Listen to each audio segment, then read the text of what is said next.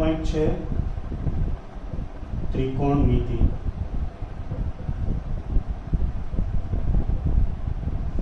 તો જુઓ ત્રિકોણમિતિ છે એની જરૂર ફિઝિક્સ ની અંદર આપણને ડગલે પગલે પડે છે, બરાબર.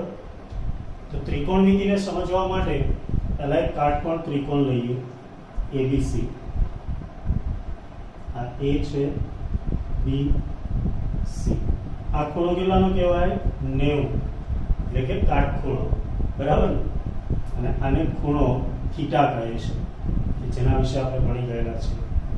તો આવા કાટકોણ ત્રિકોણ માટે ત્રિકોણમિતિય વિધેયો વ્યાખ્યાયિત કરીએ તો પહેલા sin થીટા 10માં ભણી ગયા. બોલો sin થીટા બરાબર શું? યસ, સામેની બાજુ ભાગ્યા કર્ણ. sin થીટા એટલે સાબા ભાગ્યા કર્ણ. તો દેખો સાબા એટલે થીટાની સાબા, તો આની સામેની બાજુ કોણ છે? AB. દેખાય છે ને? હા. ચલો કર્ણ, તો કે સૌથી મોટી બાજુ એટલે કે AC. AB upon AC. બોલો આવડી જાય? ચલો એના પછી cos થીટા એટલે યસ, ચલો હોશિયાર, પાસેની બાજુ ભાગ્યા કર્ણ. કોઈ કહેશે આની પાસેની બાજુ કોણ છે? યસ, આ થીટા છે, આ એની પાસેની બાજુ કહેવાય, BC ભાગ્યા કર્ણ AC. બરાબર. ઓકે, ત્યાર પછી ત્રીજું tan થીટા. tan થીટા ને શું કહેતા? સામેની બાજુ ભાગ્યા પાસેની બાજુ, સાબા ભાગ્યા પાબા. તો આની સામેની બાજુ એટલે AB ભાગ્યા પાબા એટલે BC. તો આમ tan થીટા એટલે શું કહેવાય? sin theta upon cos theta. બરાબર ને? sin upon cos કરો એટલે તમારે કર્ણ કર્ણ ઉડી જાય, તો AB ના છેદમાં BC એટલે કે sin theta upon cos theta આવે. ચલો એવી જ રીતના એનાથી ઉલટું cot થીટા. cot થીટા એટલે યસ, પાસેની બાજુ ભાગ્યા સામેની બાજુ એટલે એને BC upon AB. કારણ કે આની પાસેની બાજુ BC, સામેની બાજુ AB. તો આને ત્રિકોણમિતિય વિધેયમાં શું કહેવાય? cos થીટા ભાગ્યા sin થીટા. યાદ છે ને? ઓકે, ચલો એના પછી sec થીટા. આ યાદ છે કોને? sec થીટા કર્ણ ભાગ્યા પાસેની બાજુ. સરસ. ચલો કર્ણ ભાગ્યા પાસેની બાજુ. કર્ણ કોણ છે? AC. પાસેની બાજુ BC. કોનું વ્યસ્ત દેખાય છે? કોનું વ્યસ્ત દેખાય? આમ કોનાથી ઉલટું લાગે છે? યસ, દેખો આ પાસેની બાજુ ભાગ્યા કર્ણ, તો એકના છેદમાં લખો તો છેદનો છેદ અંશમાં જાય, તો કર્ણ ભાગ્યા પાસેની બાજુ એટલે કે cos થીટા નું વ્યસ્ત. તો sec થીટા બરાબર 1 upon cos થીટા. ચલો એવી જ રીતના cosec થીટા. cosec થીટા એટલે યસ, કર્ણ ભાગ્યા સામેની બાજુ. બરાબર ને? AC અને થીટાની સામેની બાજુ એટલે AB. આ કોનું વ્યસ્ત દેખાય છે? યસ, દેખો AB upon AC નું વ્યસ્ત AC upon AB એટલે 1 upon sin થીટા. આટલું દરેકને યાદ હશે અને યાદ હોવું જોઈએ. અને જો કદાચ ભૂલી ગયા હોય તો ફરીથી રિકોલ કરી લેજો, બરાબર. હવે આમાં કઈ જગ્યાએ કયું વિધેય ધન હશે તેના માટે આપણે એક યુનિટ સર્કલ લઈએ. દેખો આ એક એકમ વર્તુળ છે જેમાં 4 ચરણ હોય. કેટલા? 4. આને પ્રથમ ચરણ કહેવાય, અને દ્વિતીય ચરણ કહેવાય, અને તૃતીય ચરણ કહેવાય, અને આને ચતુર્થ ચરણ કહેવાય, બરાબર. સમજણ પડી? તો પહેલું ચરણ છે ડિગ્રીમાં 0 થી 90 સુધી હોય, બીજું છે 90 થી 180, ત્રીજું છે 180 થી 270, અને ચોથું છે 270 થી 360. ડિગ્રીમાં આ પ્રમાણે હોય. જો આ જ વસ્તુને આપણે રેડિયનમાં લખીએ તો કોઈ કહેશે યસ 0. આને શું કહેવાય? π/2. અને પાઈ. એટલે 3-4 દિવસથી આને જોઈએ છીએ. આને શું કહેવાય? 3π/2. અને આને 2π. તો ખૂણો તમને ડિગ્રીમાં બી આપી શકે અને રેડિયનમાં બી આપી શકે. 90 ડિગ્રી બોલે કે π/2 રેડિયન બોલે, બંને એક જ થશે. 180 ડિગ્રી બોલે કે પાઈ રેડિયન બોલે, બંને એક જ થશે, રાઈટ. તો આને આપણે સિમ્પલ શબ્દમાં આવી રીતે યાદ રાખીશું: all S T C. All student take coffee, બરાબર. ઓલ એસટીસી યાદ રહી જાય. ઓલ એટલે પહેલા ચરણમાં આ બધા જ વિધેય ધન. પહેલા ચરણમાં બધા જ વિધેય ધન. સાઇન, કોસ, ટેન, કોટ, સેક, કોસેક, આ બધા જ ધન. સમજણ પડી? બીજા ચરણમાં સાઇન અને એનું વ્યસ્ત. સાઇન નું વ્યસ્ત કોણ છે? કોસેક. આ ધન, બાકી બધા ઋણ. સમજણ પડી? ઓલ એટલે બધા ધન. પહેલા ચરણમાં બધા ધન, બીજા ચરણમાં એસ એટલે સાઇન અને કોસેક ધન, ત્રીજા ચરણમાં ટેન અને એનું વ્યસ્ત. તો ટેન નું વ્યસ્ત કોણ? યસ કોટ. તો ટેન અને કોટ ધન. ચોથા ચરણમાં સી એટલે કોસ અને એનું વ્યસ્ત. કોસ નું વ્યસ્ત કોણ? યસ, તો કોસ અને સેક ધન. એડિટ કરવા પડે. ચલો, તો સમજણ પડી ગઈ દરેકને આ વસ્તુ? આ લખાઈ ગયું તો આ પોઈન્ટ હું અહીંયા લખી દઉં છું. ઓકે, ચલો આનો ફોટો મોકલી દઈશું. પ્રથમ ચરણમાં બધા વિધેય ધન. બધા એટલે સાઇન, કોસ, ટેન, કોટ, સેક, કોસેક. બીજા ચરણમાં કોણ ધન? એસ. એસ એટલે સાઇન અને એનું વ્યસ્ત કોસેક ધન. ચલો, ત્રીજા ચરણમાં બોલો કોણ ધન? ટેન અને તેનું વ્યસ્ત એટલે ટેન અને કોટ. ના યાદ રહી જાય? All S T C. આ બધાની જરૂર આપણે જુદા જુદા ચેપ્ટરમાં પડશે, એટલે આપણે યાદ રાખીશું. ઓલ એસ ટી સી યાદ રહી જાય. ઓલ એટલે બધા વિધેય ધન. ક્યાં? પહેલા ચરણમાં.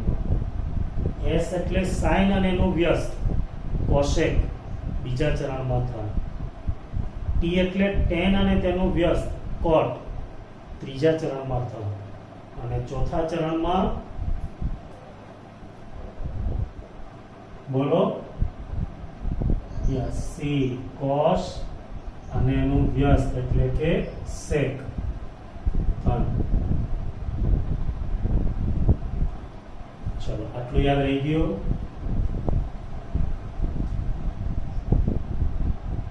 કે ના?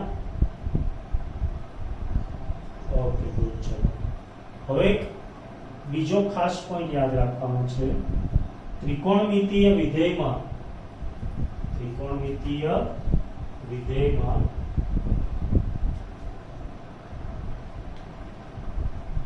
પ્રોબ્લેમ થાય છે.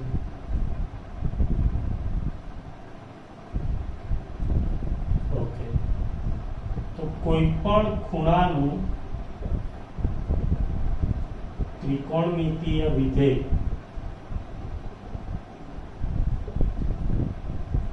Two n pi plus theta માટે સમાન રહેશે.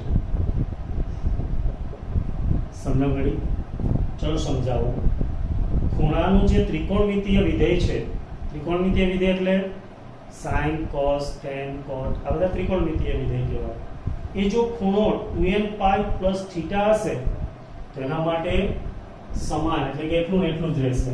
જ્યાં n બરાબર 0, 1, 2 અપ ટુ ઇન્ફિનિટી સુધી.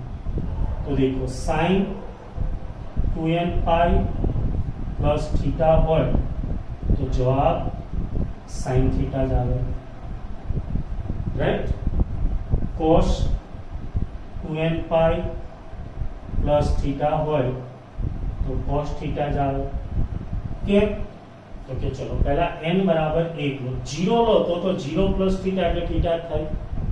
ચલો 1 લો તો 2 પાઈ પ્લસ થીટા. તો જુઓ અહીંથી શરૂ કરી અને પાછા અહીંયા આવો તો 2 પાઈ પ્લસ થીટા. દાખલા તરીકે અહીંયા ખૂણો થીટા છે, અહીંથી શરૂ કરી અને 2 પાઈ પાછા અહીંયા આવો એટલે અહીંયા 2 પાઈ થાય.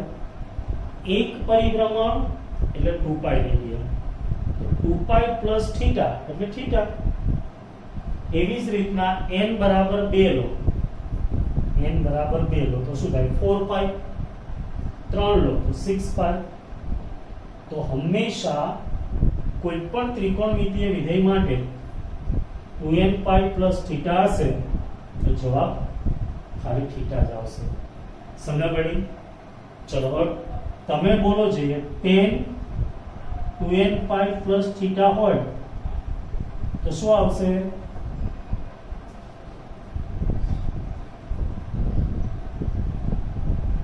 યસ, દરેકનો જવાબ એ જ છે ને. સો tan થીટા. બોલો આવડી જાય? ચલો sec 2n પાઈ પ્લસ થીટા હોય તો શું આવશે? sec theta. સમજ પડી? તો જુદી જુદી પરીક્ષામાં જીનીટમાં બી એ રીતના પ્રશ્નો પૂછતા હોય છે કે ચલો sin tan પાઈ પ્લસ થીટા. તો બોલો શું આવે જવાબ?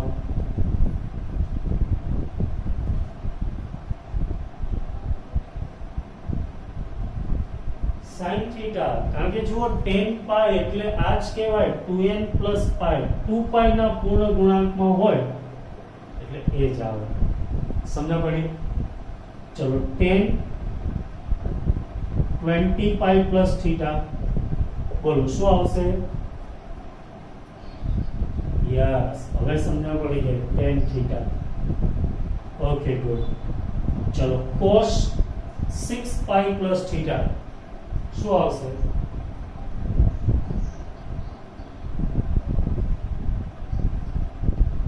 Yes, cos theta. સમજ પડી ગઈ દરેકને? આવડશે? હા કે ના કહી દો એટલે આગળ જઈએ. હા ચલો, તો એમાં બીજો પોઈન્ટ કે જો n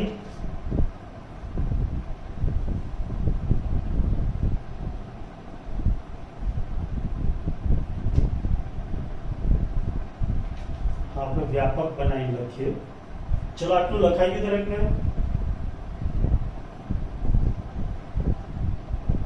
ઓકે, કોઈને બાકી હોય તો સ્ક્રીનશોટ લઈ લેજો. બરાબર? ઓકે ચલો, હવે હું ખાસ 2 પોઈન્ટ લખાવું એ યાદ રાખજો. આ 2 પોઈન્ટ યાદ રહી ગયા? હા, જીનીટ માટે આ ખાસ જરૂર છે. આવું ક્યાંય ફિઝિક્સમાં નથી આપેલું એટલે ફિઝિક્સની બુકમાં પાછું આવો શોધવાના બેસતા. ચલો કોઈ ખૂણાનું ત્રીજો પોઈન્ટ, ખૂણાનું ત્રિકોણમિતીય વિધેય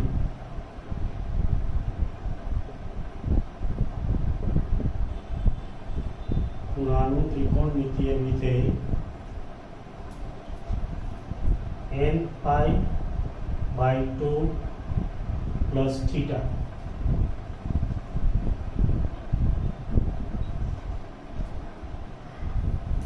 માટે જ્યાં n બરાબર યુગ્મ હોય તો સમાન જ રહેશે.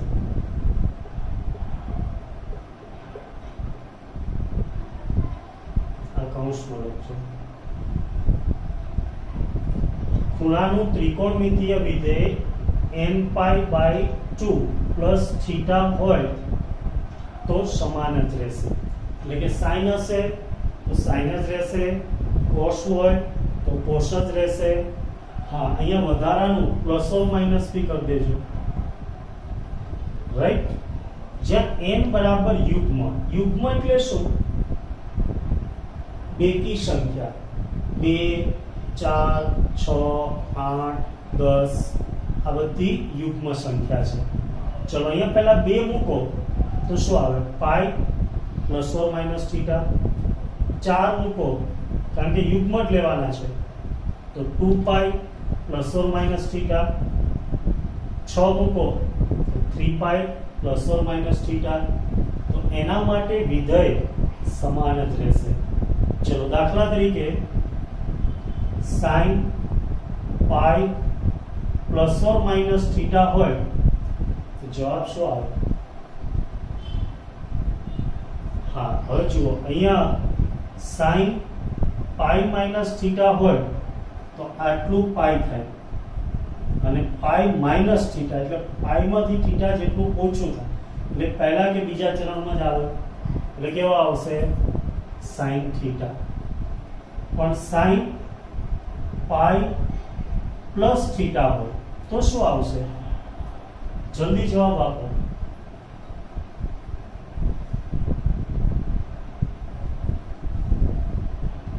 જલ્દી જવાબ આપો. Yes, exactly. શું આવશે? Minus sin theta. જુઓ અહીંયા જે કીધું એ પ્રમાણે વિધેય સમાન રહેશે પણ પાઈ પ્લસ થીટા એટલે આ પાઈ પ્લસ થીટા એટલે અહીંયા થીટા આવે તો એ કયા ચરણમાં આવ્યો? ત્રીજા ચરણમાં. ત્રીજા ચરણમાં tan અને cot ધન હોય, બાકી બધા ઋણ. સમજ પડી?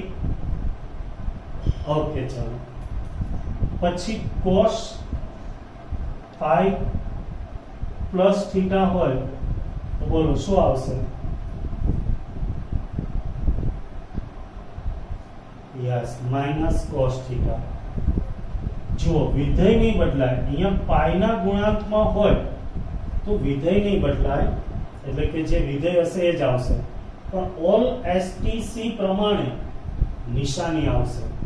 તો પાઈ પ્લસ થીટા લો તો આટલું પાઈ પ્લસ થીટા એટલે ત્રીજા ચરણમાં આવે અને ત્રીજા ચરણમાં cos કેવા હોય? ઋણ. સમજા પડી? ચલો cos પાઈ માઇનસ થીટા હોય તો કેટલા આવશે?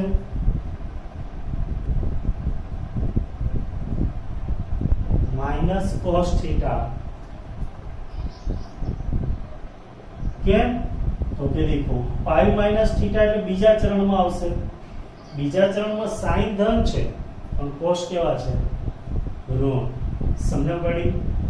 ચાલો હજી એક ટ્રાય કરીએ. tan પાઈ પ્લસ થીટા હોય તો બોલો શું આવશે?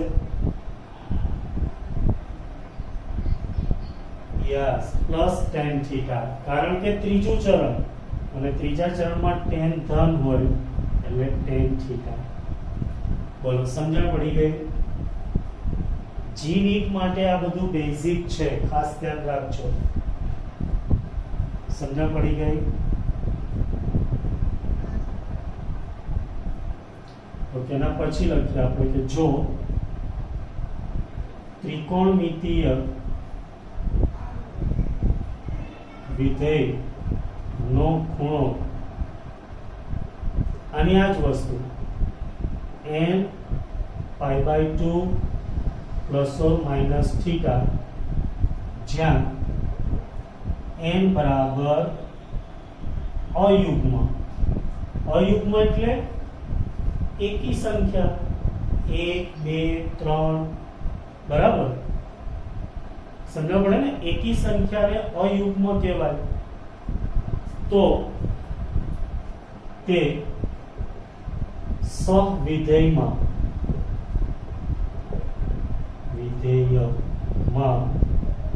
રૂપાંતર પામે.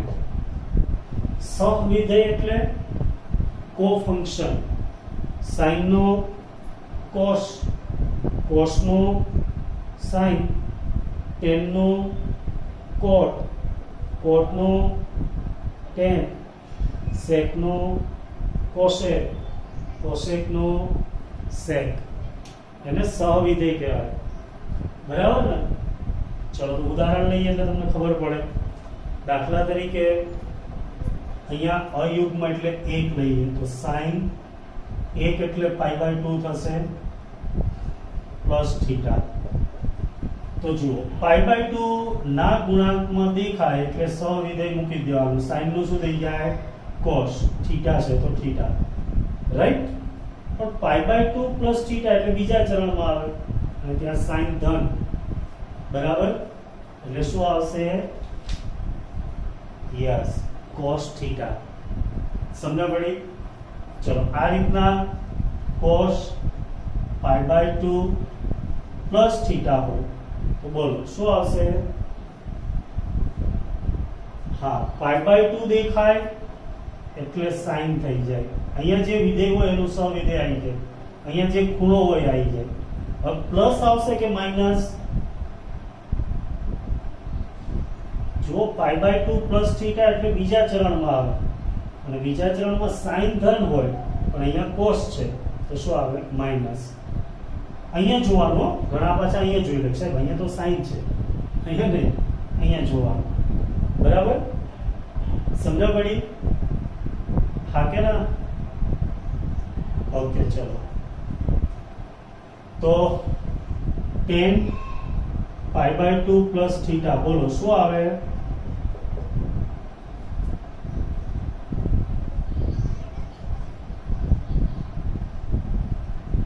યસ, π/2 છે એટલે cot થઈ જાય. અહીંયા થીટા હોય થીટા, થીટા તરીકે ગમે તે હોઈ શકે 10 30 40, રાઈટ? હવે આગળ જુઓ શું હોય તો કે tan. હવે આ ક્યાં આવશે? બીજા ચરણમાં. તો ત્યાં sin અને cosec ધન હોય એટલે આ કેવા થાય? Minus, right? ચલો tan π/2 માઈનસ થીટા શું આવશે? π/2 છે એટલે tan નું cot થઈ જાય. હા, π/2 માઈનસ થીટા એટલે પહેલું ચરણ આવે. આ π/2 છે, માઈનસ થીટા એટલે પહેલું ચરણ. તો પહેલા ચરણમાં તો બધા ધન હોય એટલે શું આવશે? cot theta. સમજ્યા પડી? હા કે ના? ઓકે, ચલો પછી એક છેલ્લો પોઈન્ટ યાદ રાખીએ એટલે તમારે 11-12 જી નીટમાં ક્યાંય તકલીફ ના પડે. જો ખૂણો ઋણ હોય, ખૂણો ઋણ હોય